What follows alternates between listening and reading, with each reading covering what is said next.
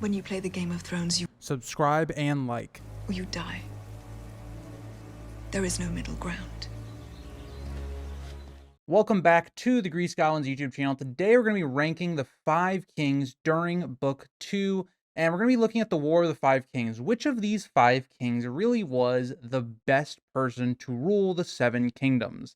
But there's going to be a slight twist. I've done this video in the past before, ranking who I think should have been on the throne given the 5 candidates. We're going to throw a wrench into it. We're also going to look at what ChatGPT thinks should have sat on the throne. And I actually asked it to rank all 5. So we're going to go through its list with my list at the same time and see if AI has the better list. And you guys can let me know down in the comments. So getting to number 5, I think number 5 is kind of a toss-up. You have 2 really bad candidates at the bottom of the list, being either Balon Greyjoy or Joffrey. And AI went with Joffrey being number 5. Now, here's my thing with Joffrey. Yes, Joffrey is a horrible person. He is a horrible king. But at the same time, he's not of age, so theoretically others can rule for him for now and maybe take him out later, like Tywin, for instance.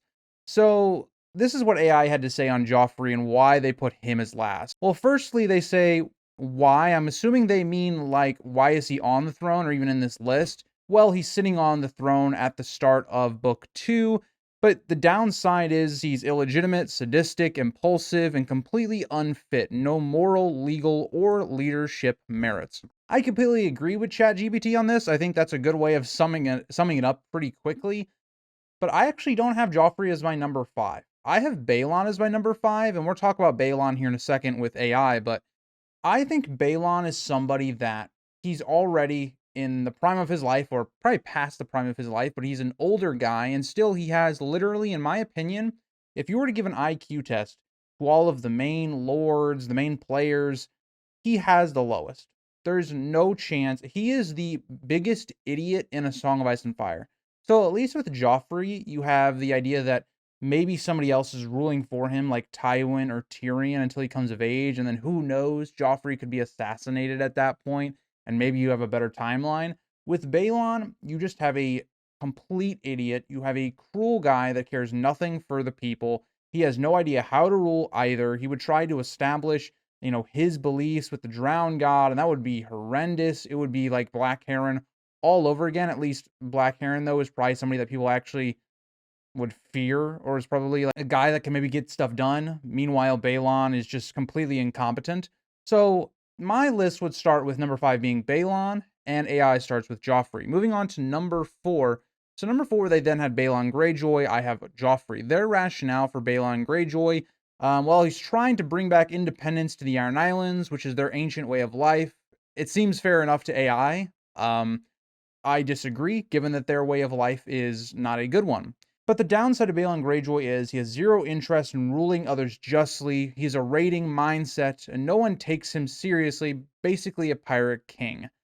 I agree with all of those things. I think that Balon was done a little bit nice by this AI, given the fact that it didn't mention he's a complete, absolute idiot, moron, horrible father. But for me, I've already talked about why I have Joffrey ahead of Balon, so I feel like there's no real reason to continue on with it. Again, the only rationale I have here is at least Joffrey has some sort of claim to the throne, and also he can be ruled by others. Hopefully, as long as it's not Cersei. That'll get us to where I think the list really begins. I think many people have very different opinions on these top 3. You could really go any different way with them, but this is what AI had to say at number 3. They had Renley Baratheon at number 3, and they said, well, he has a lot of charisma, he's beloved, he has political savvy and alliances that could have created real stability, and the more important thing is people wanted him to be king. The downside for Renley and why AI has him as number 3 is he has no real claim. He just skipped in line ahead of Stannis and kind of played dress up as king. I think all of that can be true, but I think a lot of what they said in the, pros for Renley is a lot of why I have him a little higher, because Renley is somebody that the people wanted to be king. If we look at how we elect leaders nowadays, a lot of the times it is, who do we want to be in charge? It's, okay, if you're electing your governor, right? A lot of the times it's going to be, you're looking at, okay, well, what are their political beliefs? What are they trying to get done? And it's a lot of the times who you like more. Now, that's not always the case, I would say, especially in politics lately. I have not really had anyone I've really liked that's been, like, say, president, but all these people wanting Renly to be king is something that you really have to think about. And Renly himself is somebody that knew how to play the game, at least politically, quite well.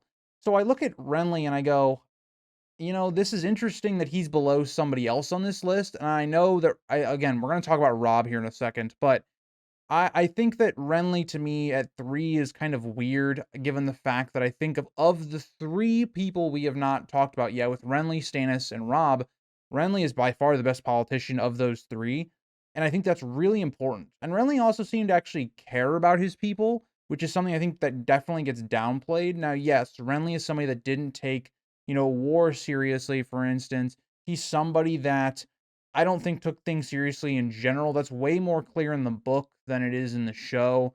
So I understand AI having Renly at 3. I disagree though. For me, number 3 is Robb Stark. As much as I love Robb Stark, he's my second favorite character of the books, my favorite of the show.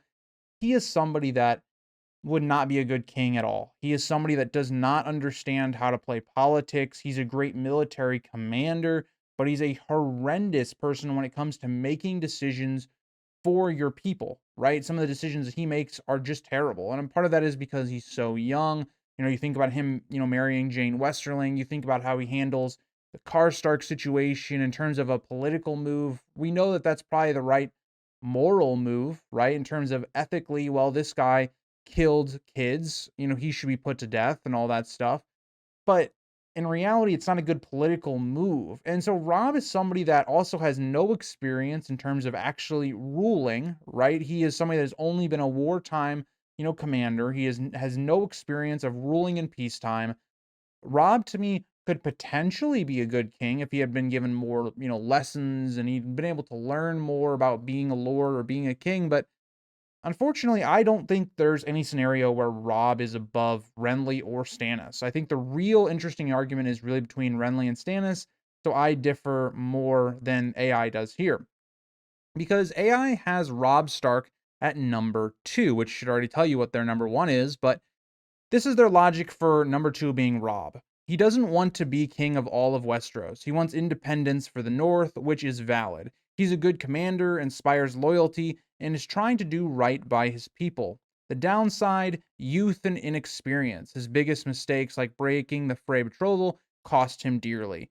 Yeah, I mean, I think that they hammered the points, or I should just say, I don't know how do you even reference AI? I guess it did that pretty well. I think a lot of what makes Rob a very interesting candidate is people would like him as a king. People are very loyal to him in terms of maybe the common people. Again, some of the other lords are not. Roose Bolton is not.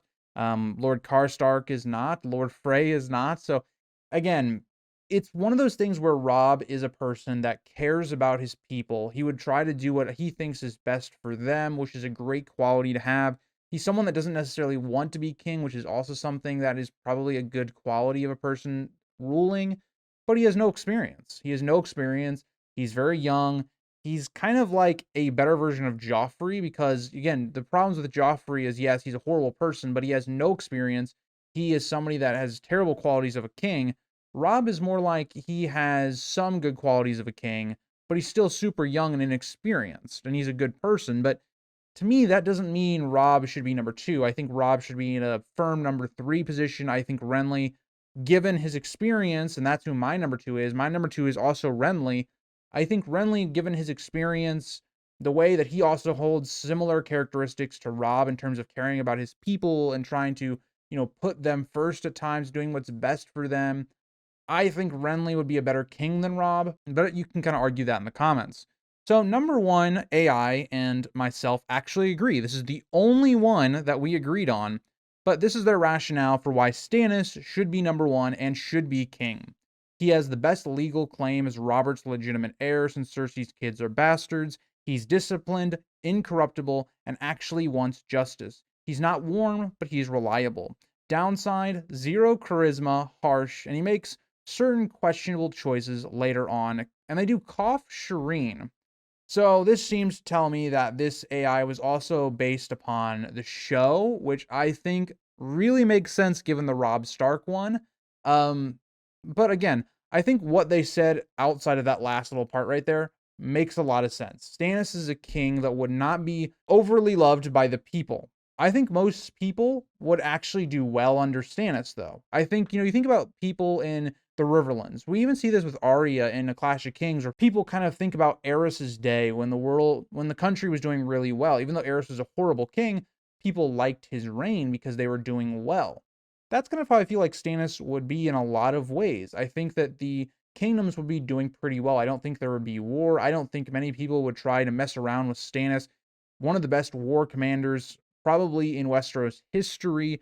I don't think many people would be trying to rebel. It's kind of like Maekar in a lot of ways, even though in Maekar's reign the peak rebellion happens. I don't think that would happen here with Stannis if he was to be king. I think that Stannis would run into issues with the higher lords. I think very similar to Aegon V, because Aegon V was a very progressive king. He wanted to do a lot of things for the people and always put them, at the first of his mind. I think Stannis would be in a lot of ways similar to that because we know he wanted to outlaw things like brothels, which would be a very good thing. Again, I think that in a lot of ways, Stannis would do a lot of beneficial things that he wouldn't necessarily get all this credit for. Taking out things like brothels would very much help the people in terms of sexual diseases. I think just overall, as a culture, having brothels creates a very bad society and outlook on women specifically. One thing that we look at with A Song of Ice and Fire is the way that women are treated. They are treated in a lot of ways like objects and not even as human beings in this world. And a lot of that is because they are not able to move up in society. There's not a lot of openings for women in this world. I think taking out brothels and giving women, maybe more rights to actually do other things, like to have actual occupations, could go a long way. And I think Stannis is somebody that maybe would be all right with that, especially with taking out brothels at least. Now, who knows how that would go? That would be something that would not bode well in terms of the treasury, as brothels bring in a lot of money. But I think it's something that needed to be done at some point, and Stannis could have been that person. And I think Stannis would have done a lot of those things. He is somebody that would have done justice. He would have taken out, I think, a lot of the corruption that was at King's Landing at the time. I think he would have been somebody that would have treated both the small folk and the rich at the same equal level, which would have created enemies, of course. But I think Stannis would have been a very solid king. And I think if you have a perfect scenario, let's say Stannis becomes king, if Renly was his hand, I think you would have been in a very good situation. Renly and Stannis together is the dream duo, right? You have the charisma, you have the person that's able to make friends really well and as your hand of the king. That kind of balances out Stannis' weaknesses. Stannis is somebody that's about justice and things like that that are the downsides of Renly. Renly and Stannis complement each other really well if you're looking at it from a vice president to president situation. This is exactly what you would want in a modern election. These two complement each other perfectly if they work together. And like we see in the main story, they're not able to do so mainly because of Renly, in my opinion.